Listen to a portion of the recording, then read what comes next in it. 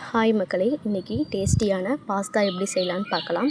First கொதிக்கிற தண்ணியில் பாஸ்தாவை போட்டுப்போம். அது கூடவே கொஞ்சமாக சால்ட்டு, ஆயில் ஊற்றி நல்லா இதை 10 மினிட்ஸ் வேக வச்சு எடுத்துப்போம். இது போல் வெந்திருக்கணும். நெக்ஸ்ட்டு அடுப்பை ஆன் பண்ணி அதில் பேன் வச்சு ஆயில் ஊற்றி ஹீட் பண்ணிப்போம். ஆயில் ஹீட் ஆனதுக்கப்புறமா வெங்காயம் கட் பண்ணி வச்சுருக்கோம் இல்லையா, வெங்காயம் நல்லா ஆட் பண்ணி வதக்கி விட்டுக்கலாம்.